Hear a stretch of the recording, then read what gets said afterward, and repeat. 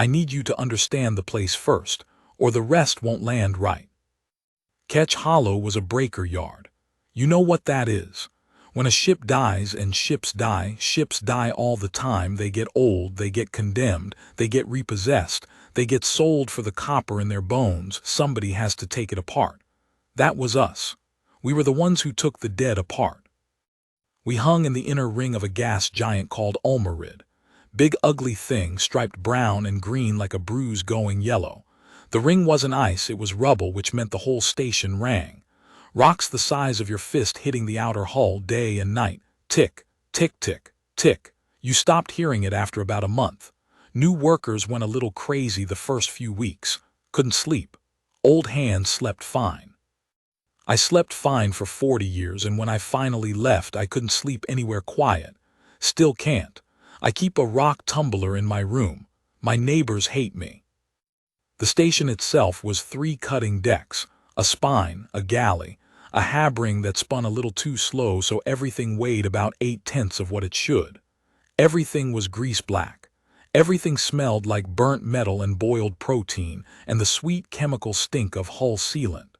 The lights were the cheap kind that hum.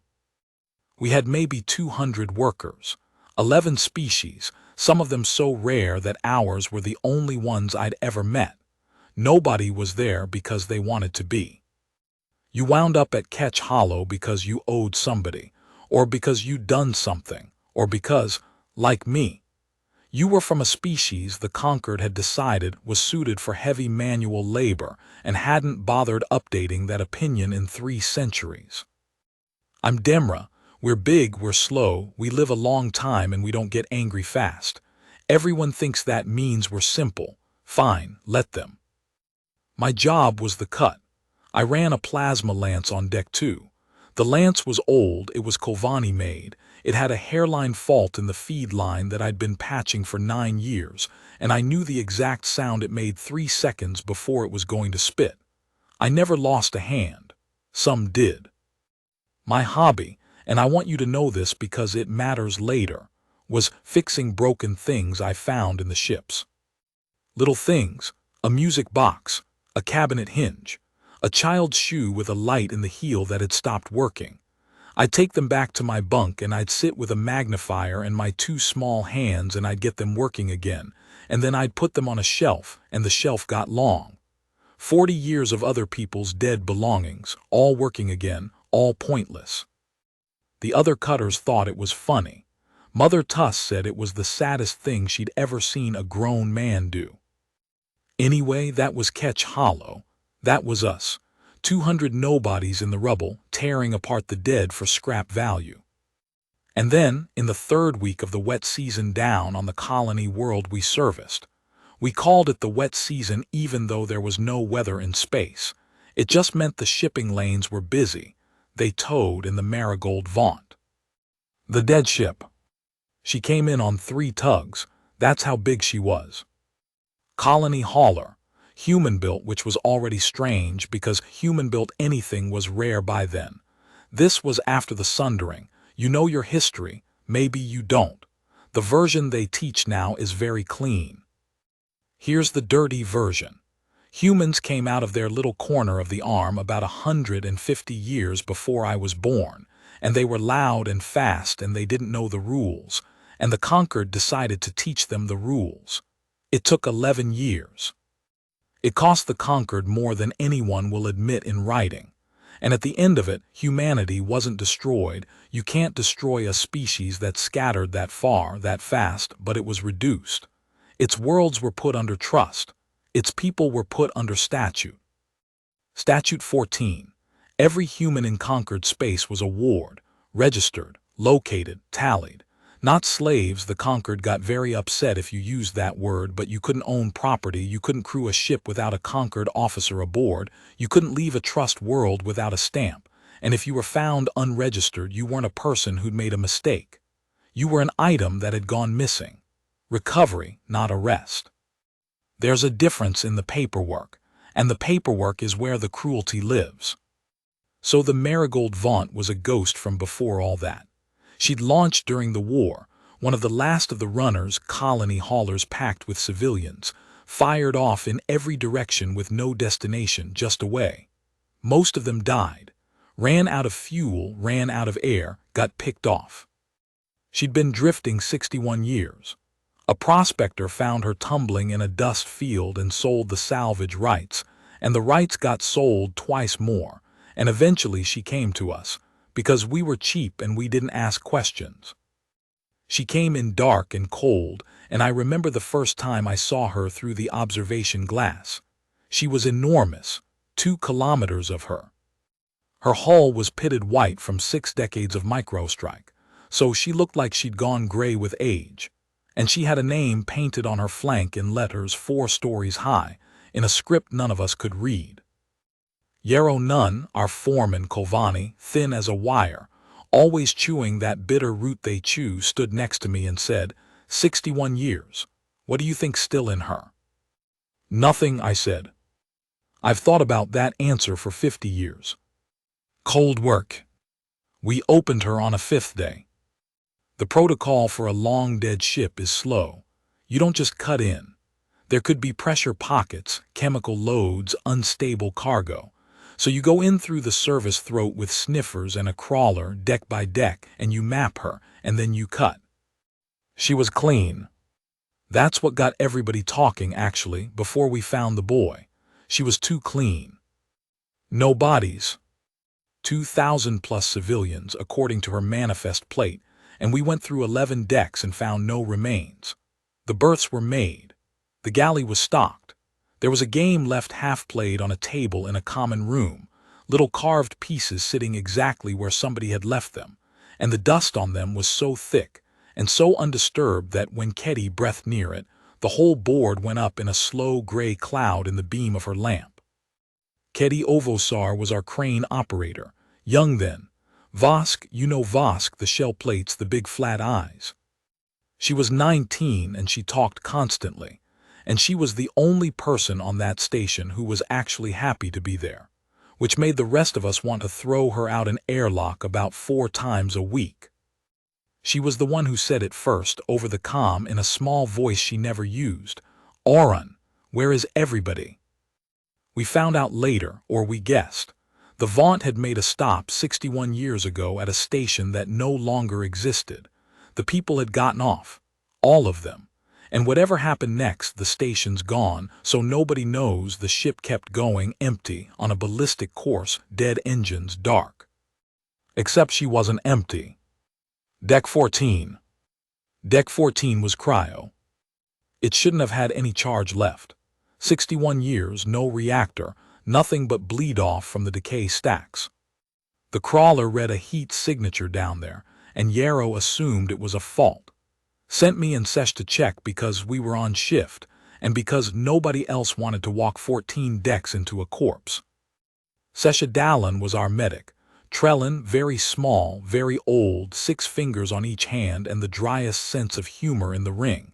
She'd been a surgeon on a Concord cruiser once. She'd done something. Nobody knew what, and she never said, and that's how Ketch Hollow worked. You didn't ask. We went down the spine ladder in hard suits. The ship was at 4 Kelvin above nothing. Our lamps were the only light that had touched those corridors in 6 decades. The frost was strange. It grew in these long feathery ribbons off every edge because there had been no vibration, nothing to knock it down. We walked through it and it came apart around us in slow motion, and Sesh said, over the suit channel, "It's like a tomb somebody decorated." Cryo was a long haul, 400 pods, 200 aside, stacked 3 high. All of them dark. Except one. I want to tell you what that felt like, and I can't really. There was one green light. One, at the very far end of a 400-pod haul, 61 years after everybody died or left. One little green light, blinking, patient in the dark. Sesh stopped walking. I heard her breathe. We went down there. It took a long time. My lamp found it first, a pod, 3rd row. Someone had jury-rigged it. That's the thing. That's what still gets me. Somebody had jury-rigged it. They'd run 4 cables off it into 3 other pods, drained them dry, chained the cells together in a way that no engineer would ever sign off on, and they'd done it fast, The solder was ugly. The clamps were mismatched. Somebody's hands had been shaking. Somebody had stood in this hall 61 years ago and stolen power from 3 empty coffins to keep one alive for as long as they possibly could. And then they'd left. Sesh cleared the frost off the window with her glove. There was a child in there. I've been asked about that moment more times than I can count. Reporters, historians, biographers, one very intense young man who wanted to write an opera. They all want the same thing. They want me to say I knew. They want me to say I looked through that little frosted window at a sleeping human child, and I felt some cold finger on the back of my neck, some sense of destiny. I didn't feel anything like that. I felt tired. I felt the specific, sinking dread of a man who has just realized his shift has gone badly wrong and there's going to be paperwork. Because I knew what he was, I knew immediately. Everyone in the galaxy knew what a human looked like: flat face, no plates, that ridiculous soft mouth. And I knew what the law said. Unregistered human found in salvage. You report it to Concord Recovery within 1 rotation. You do not touch it. You do not feed it. You tag it.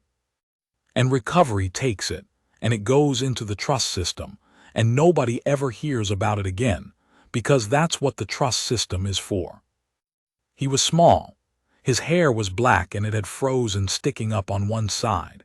He was wearing a jumpsuit 3 sizes too big, sleeves rolled up thick at the wrists, and he was holding something against his chest with both arms, the way children hold things. A torque driver, a cheap one, orange handle. Sesh checked the pod's readout. She was quiet for a long moment and then she said, "Oran, it's at 4%.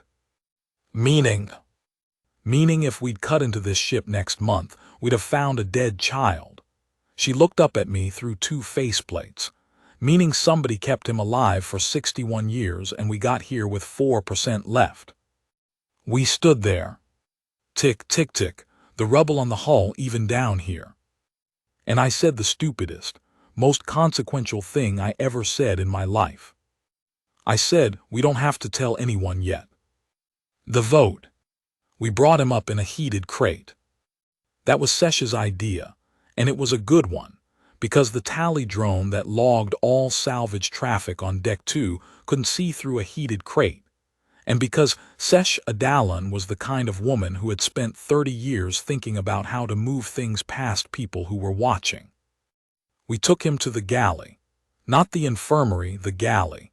Because it was the warmest room on the station, and because Mother Tuss ran it, and because on Ketch Hollow, if you needed something decided, you decided it in the galley. Mother Tuss was Gelt.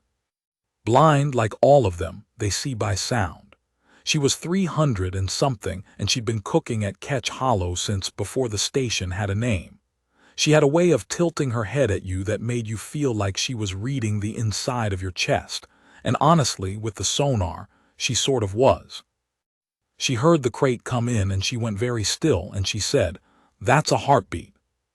"It's a boy," Sesh said. "That's a human heartbeat." Tuss set down her ladle. Her head tracked the crate all the way across the floor. "I heard one once on Vess during." She didn't say during what. She didn't have to. Fast like a bird, that's a human. By the 2nd hour, 40 people were in the galley. By the 3rd, most of the station. I'd never seen anything like it. Word went around Ketch Hollow like fire through dry grass, and they came off shift with their suits half unsealed, still filthy, and they packed into that room and stood on tables to see. And nobody said a word above a murmur because Sesh had him on the long steel counter under a heat lamp thawing, and she'd told everyone once quietly that noise could kill him. 200 workers standing in silence, staring at a sleeping child. He was so small, that's what did it, I think. Not the politics, not the history, not the war. He was just small and his hair was stuck up on one side and he was still holding that stupid orange torque driver and he wouldn't let go of it even unconscious. Sesh tried to take it. His fingers tightened. She left it. Yarrow Nunn came in last. He was foreman. He was also, technically, Concord licensed. which meant his signature was on our salvage returns, which meant if this went wrong, they'd take him apart first. He looked at the boy for a long time. Then he said, Statute 14, 1 rotation. Then it's concealment, and concealment is 9 years on a labor rock for everyone in this room. Nobody spoke. I'm not going to pretend, Yarrow said. I'm not going to stand here and pretend this is a small thing. If we call it in, we're clean. He goes to trust. He gets, I don't know, fed, housed, something. You know what he gets, Sesh said. I know what I've heard. I've seen it. And that was the most Sesh Adalon ever said about her old life in 30 years in one sentence. She didn't elaborate. She didn't have to. Yarrow's throat plates flattened. Keddy 19 all shell and mouth said, so we don't call it in. Then say what you mean, Yarrow snapped. Say the actual thing. Say, I want 200 people to gamble 9 years of their lives on a child they've known for 4 hours. The room got very quiet. And Mother Tuss, who had not moved from her station, who was standing there with flour on her hands and her blind head tilted at the counter, said, Somebody drained 3 pods. Everyone turned. Somebody, she said, stood in the cold 61 years ago with the ship dying and everyone leaving, and they didn't have time. They didn't have tools. And they stripped 3 coffins to keep one boy breathing, and then they walked away and they died somewhere, and they never knew if it worked. She turned her face toward Yarrow, and I swear the whole room felt it. It worked, she said. It worked, Yarrow none. It took 61 years, but it worked, and it worked here, and it worked today, and it worked in front of us. She wiped her hands on her apron. I have made 11,000 meals in this room for people nobody wanted. I have never once been asked to be part of something. I am being asked now. I have been in a lot of rooms in my life. I have never heard silence like that. Yarrow Nunn stood there for maybe 10 seconds. Then he reached up, and he pulled the tally drone off its rail above the galley door, and he set it on the counter, and he put his thumb through its optic. Deck 2's manifest is short 1 crate, he said. I'll fix the numbers. Somebody get the child a blanket. Bolt. He woke up 11 hours later, and he screamed. Of course he did. Think about it from inside his head. He'd been put in a box by somebody he loved in a hallway on a ship, and then no time at all, no dream, nothing. He opened his eyes and it was a different room, different light, and there were 4 aliens leaning over him, and one of them was me.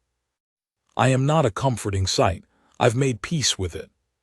He went off that counter like something fired out of a tube, got under the prep table, came out the other side with the torque driver in his fist, backed into a corner and pointed it at us.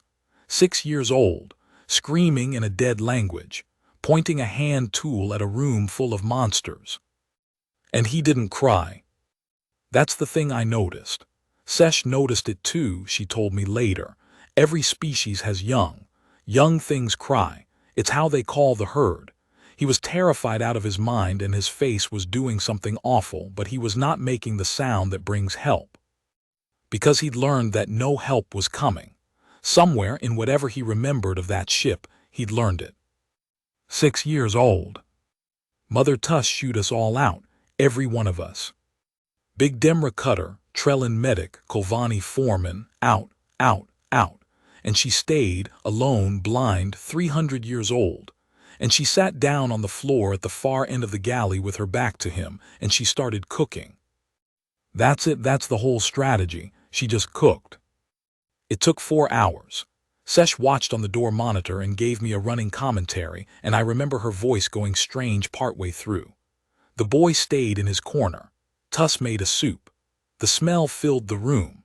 She talked the entire time in Gelt, which he could not possibly understand, about absolutely nothing, about the ring rubble, about a man named Dovish who'd owed her money in 2790, about how to know when a route is done. And after 4 hours, she set a bowl down halfway across the floor and went back to her station and kept talking.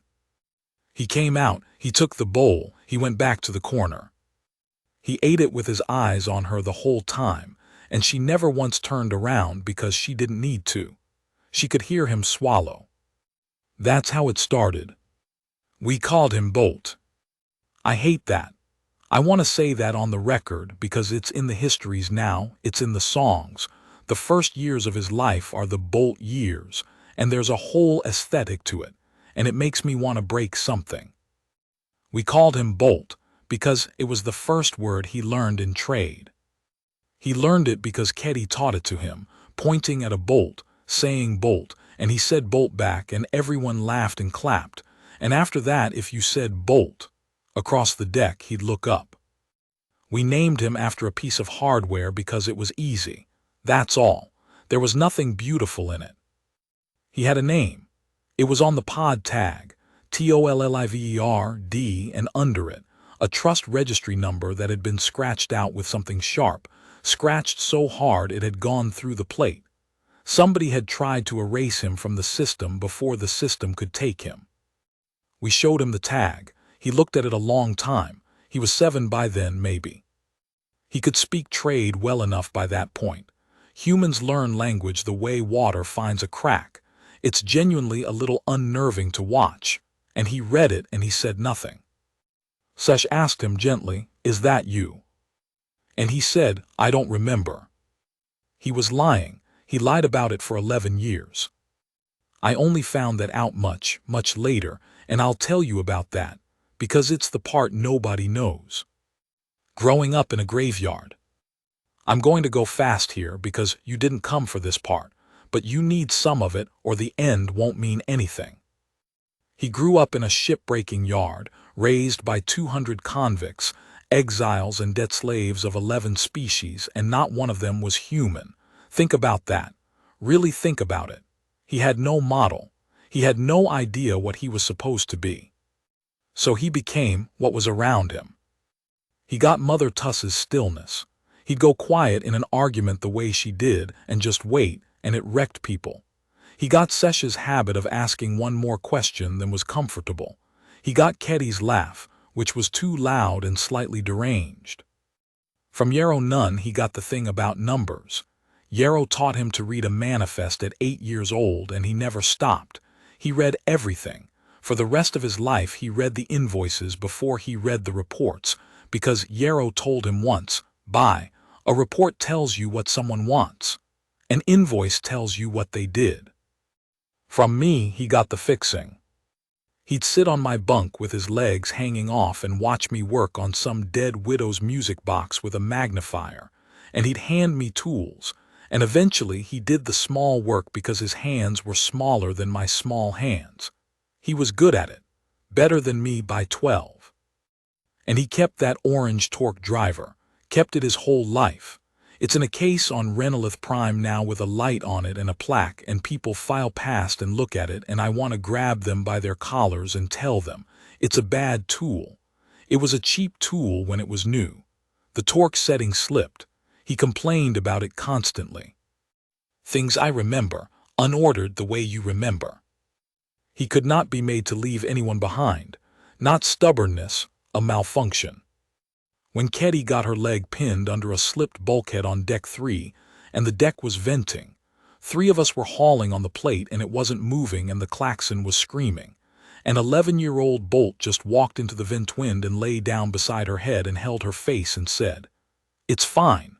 It's fine. They've got it." And it wasn't fine and they didn't have it, and Sesh had to physically drag him out by the belt with the plate coming down.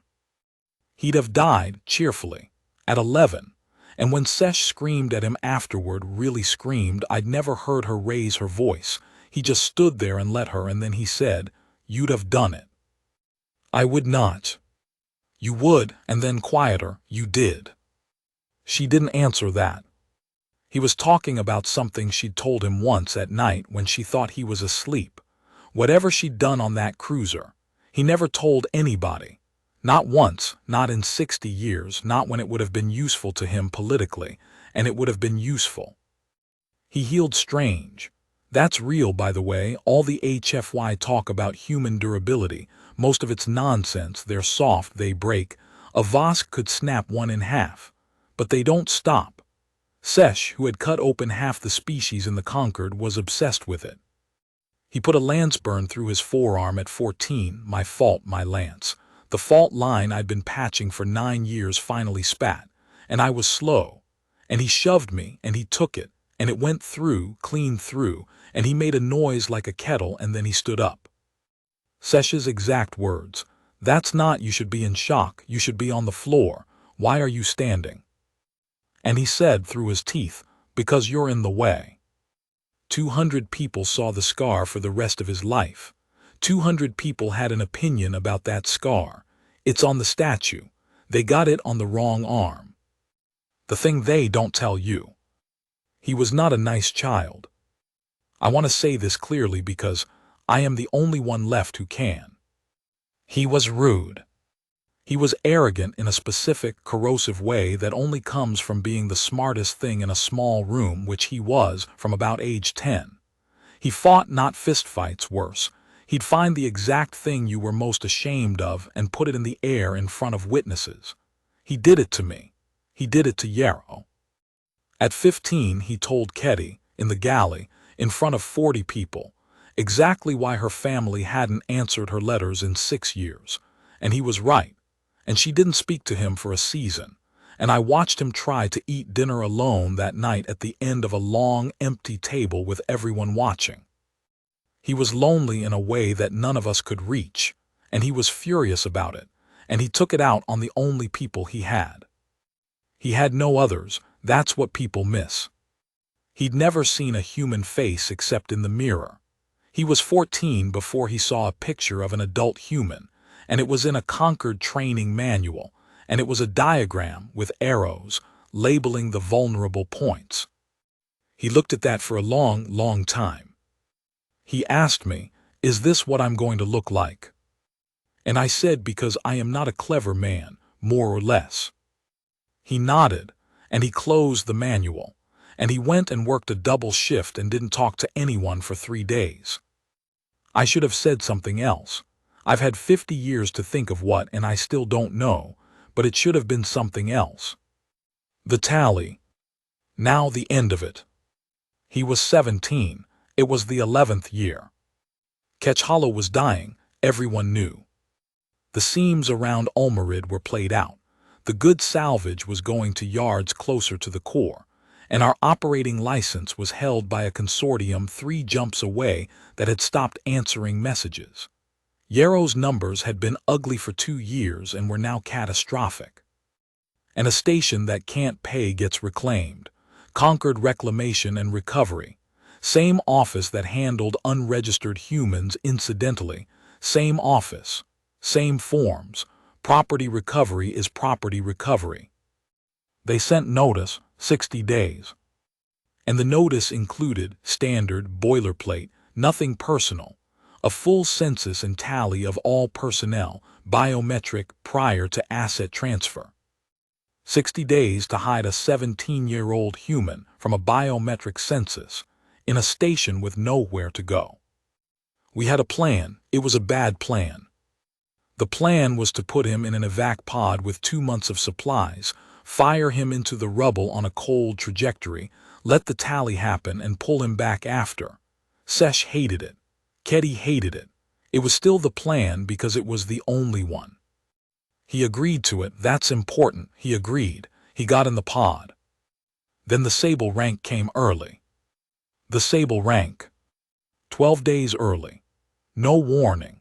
That's how they do it. The 60-day notice is a courtesy, and the courtesy is a lie. Because if you tell a dying station it has 60 days, the first thing it does is start hiding assets. Concord Enforcement, Sable rank, 6 of them. You've seen the armor in pictures, the matte black scaling, the smooth featureless helm, the 2-tone shoulder. 6 is not a lot. 6 is an insult. 6 is what you send when you don't think anything on that station is worth more than 6. They came in through the main lock at shift change, when the galley was full, and they took the room in about 9 seconds. No shouting. That's the thing about the Sable rank, they don't shout. 2 by the door, 2 on the flanks, 2 forward, and every single one of them moved like the floor plan was already in their head, because it was. They'd had it since the notice went out. Their officer was a Kolvani, same species as Yarrow, Subprefect Kassan Oryun. He took his helm off. They do that, it's a whole thing, it means I don't consider you a threat, and he had a young face and a very neat throat plate and a voice like a customer service clerk. Ketch Hollow is in reclamation, he said. You'll all be processed and relocated. I know that's frightening. It's actually very routine. He said that. It's actually very routine. Tally first. Line up along the wall, please. This takes under an hour. And it would have worked. That's what kills me. It would have worked. The pod was already out. Bolt was already in the rubble, cold, dark, drifting 3 hours out and going. Except Ketty Ovosar, who was 29 now and still the only genuinely happy person on that station, and who was still, I think, trying to make up for a season of silence 11 years old, had put a beacon in his pod. A little one. So we could find him again. She'd told nobody because Yarrow would have said no. And the Sable Ranks boarding sled swept the rubble field on approach, the way they always do, and it found a cold pod with a warm beacon 3 hours out from a station that was supposed to be evacuating nothing. They already had him, before Oryun ever took his helmet off. They had him on the sled in a restraint frame in the dark, and they walked in and asked us politely to line up, and they waited to see if we'd lie. We lied. Yarrow Nunn stood up in the galley and said, 204 personnel, all accounted for, all Concord registered. And Subprefect Kassan Oryun looked at him with that young face and said, thank you, and made a note. Then he had them bring the boy in. Deck 9. They brought him in through the galley door, and I heard 200 people stop breathing at once. He'd been in a restraint frame for 40 minutes. It's a thing that holds you at the neck and the wrists and the ankles, and it makes you walk in this shuffling, humiliating way, and they'd taken his jacket and his boots. He was barefoot on a cold deck. Barefoot on a cold deck, same as the first time I saw him. He looked around the room. He found Yarrow, and he shook his head no, don't, a tiny movement as much as the frame let him. Oryun said, this is an unregistered ward, concealed on a Concord licensed facility for a period of he checked, actually checked a slate like it mattered, approximately 11 years. That's concealment. That's Statute 14, Section 4. That is 9 years of correctional labor for every adult in this room. He let that land. He was good, I'll say it, he was good at his job. Or, he said, it's a clerical matter. He was found today in salvage, reported immediately. That's a commendation and a finder's credit, and everyone goes home. And nobody moved, because everyone knew what came next. I just need one of you, Oryun said, to say so, on record, that's all. He was found today. I want you to understand what he was offering. He was offering us the whole thing free. All we had to do was say that the last 11 years hadn't happened, that the boy in the frame had come out of a box that morning and none of us knew him. And Bolt 17, barefoot, neck in a bracket, closed his eyes, just for a second, because he thought we'd take it. And I want to be honest with you, because I said I would. I'm not going to give you the version on the wall. Some of us were going to take it. I saw it.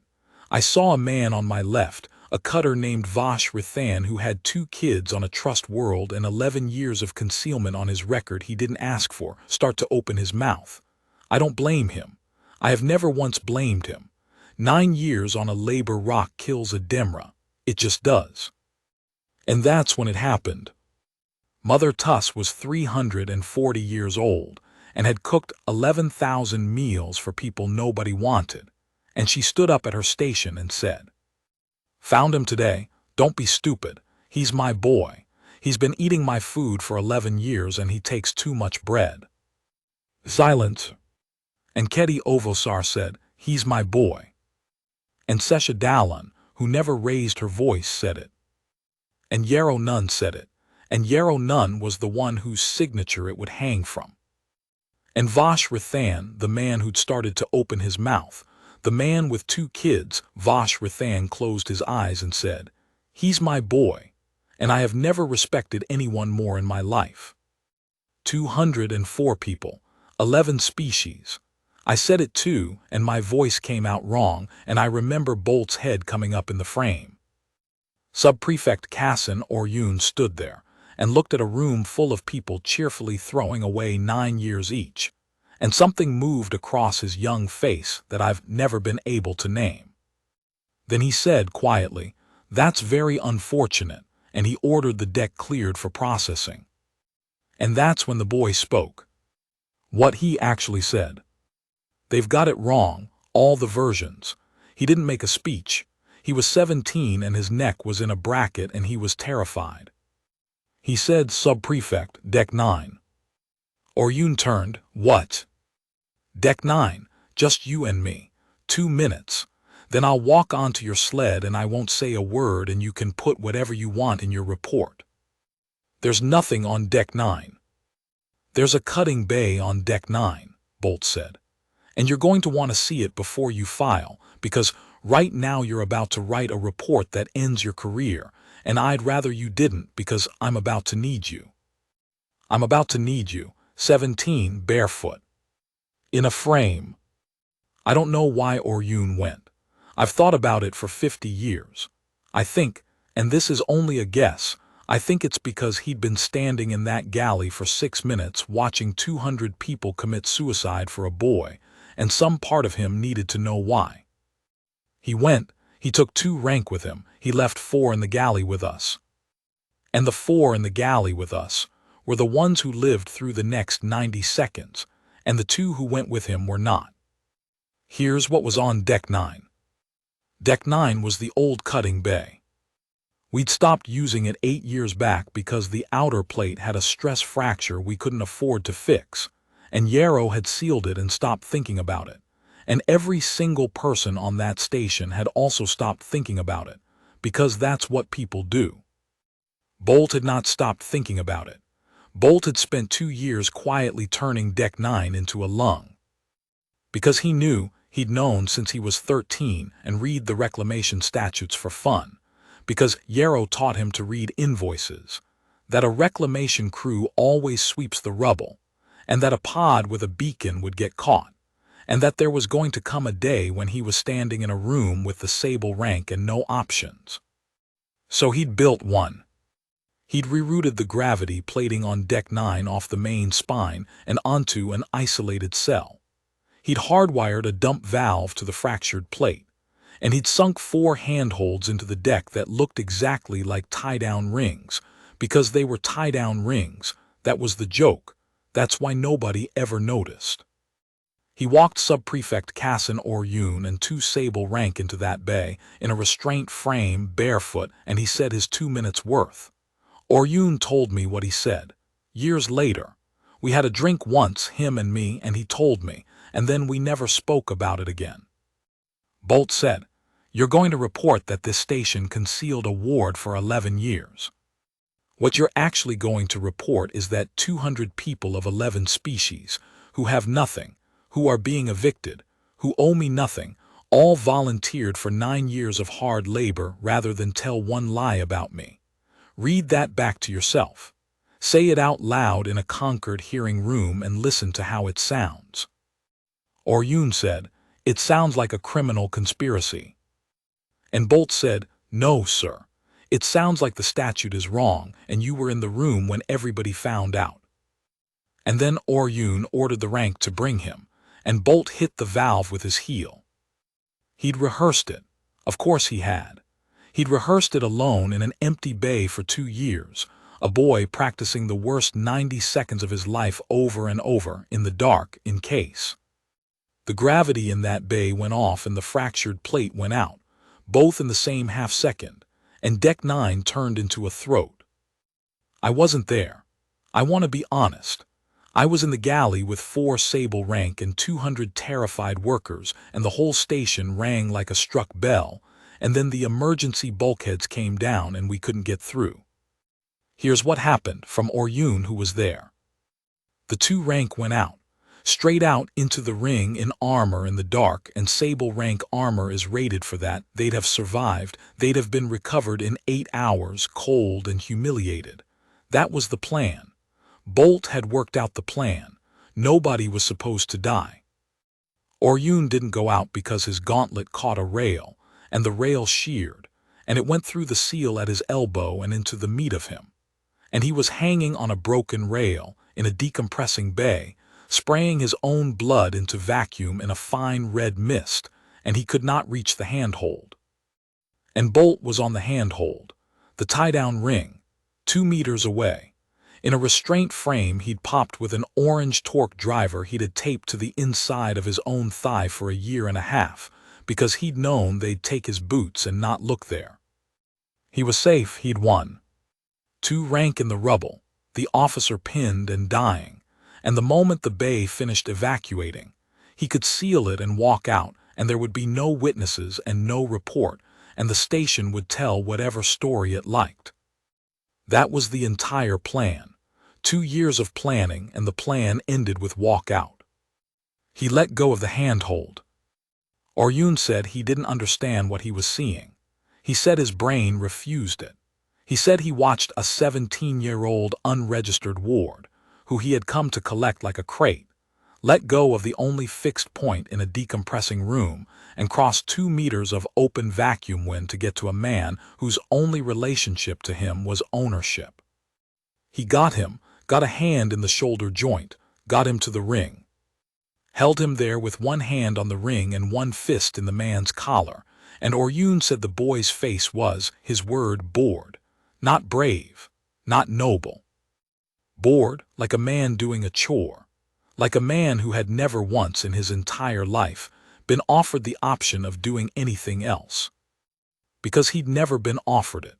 Because at 11 he'd lain down in a ventwind next to Ketty's head, and at 14 he'd put my lance through his own arm, and by 17 the shape of him was already finished, and there was no version of him that could have held that ring and watched a man die 2 meters away. That's the whole secret. That's it. That's the thing everyone wants and nobody believes when they get it. He wasn't better than us. He was just built by us, and he couldn't put himself down. The emergency seal caught at 11 seconds. Bolt got Oryun's elbow closed with his thumbs and shouted at the bulkhead until we cut through. Sesh saved the arm, took her 9 hours. She swore the entire time. After, here's what didn't happen. Nobody clapped. There was no music. Here's what happened. Sub-Prefect Kassan Oryun woke up in our infirmary with 1 arm and 41 stitches, and 204 people outside the door who were all going to prison because of him. He lay there for 2 days. Sesh wouldn't talk to him. Tuss sent him food anyway because she was Tuss. On the 3rd day, he asked to see the boy. Bolt came in, sat down, they looked at each other for a while. And Oryun said, "You had it, you had the whole thing." "Why?" And Bolt, and this is the line, this is the actual line, not the one on the statue, Bolt said. "Because you were the only one in the room I didn't know." Oryun didn't understand. He asked what that meant. And Bolt said, "Everyone else in this station, if they'd been hanging on that rail, I'd have gone. So if I don't go for you, then it's not a rule. It's just a preference. And a preference isn't worth anything." That's it. That's the founding document of the entire Reformation. That's what's carved in 11 languages on the conquered floor and taught to schoolchildren on 900 worlds. A preference isn't worth anything. He said it to a 1-armed cop in a scrapyard infirmary, and he was 17 years old, and he was picking a scab on his knuckle while he said it. Oryun filed his report. You know what it said. Everybody knows what it said. He filed the truth, all of it, the 11 years, the concealment, the 204 voices in the galley, the boy letting go of the ring. He filed it knowing it ended him, and it did end him. They buried him in a records office on a moon for 9 years. But you can't unfile a report. That's the thing about a bureaucracy. It's a machine for remembering, and it doesn't care what it remembers. and once that report was in the Concord's throat, it could not be coughed back up. It took 4 years to reach a subcommittee, 6 more to reach the floor. It was picked up by a Trellin advocate who'd been looking for exactly that document for her entire career. It became the Oryun filing, and then it became the Ketch Hollow hearing, and then it became the thing that broke Statute 14 in half. And in the middle of it, standing in front of the Concord for the first time at 27 years old, in a borrowed coat that didn't fit, was a short human man with a burned scar on the wrong arm, who had spent his whole life listening to 200 people who had nothing. The rest is the part you know. The thing nobody knows. He came back to Ketch Hollow once. Not for the ceremony.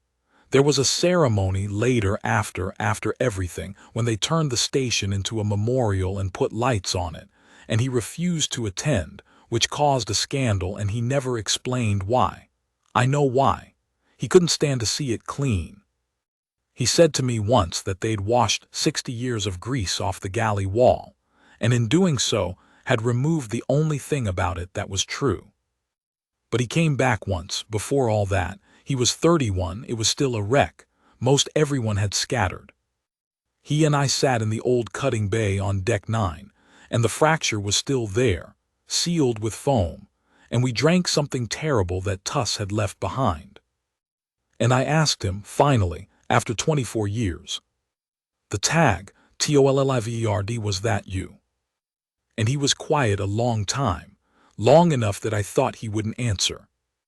Then he said, Delun. What? Delun Tolliver, that's my name. He turned the cup in his hands. I remembered it the whole time. I remembered all of it. I remembered his hands shaking on the clamps. I remembered him saying he'd be right back. I said, why didn't you ever tell us? And he said, and I've never repeated this to anyone, not to the historians, not to the opera man, not once in 50 years. And I'm only telling you now because I'm 91 and somebody should have it.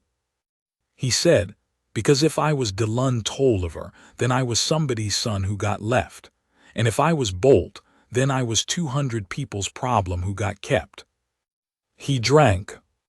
I liked being kept, he said. They have him in bronze on Renelith Prime. 4 meters tall, he wasn't tall. They have the torque driver under glass with a light on it. It's a bad tool. The setting slipped. They have the words on the floor in 11 languages. A preference isn't worth anything. And every year on the day, they read the roll of Ketch Hollow, all 204 names, every species, every debt slave and exile and cook and crane operator and cutter, and it takes 11 minutes and everyone stands.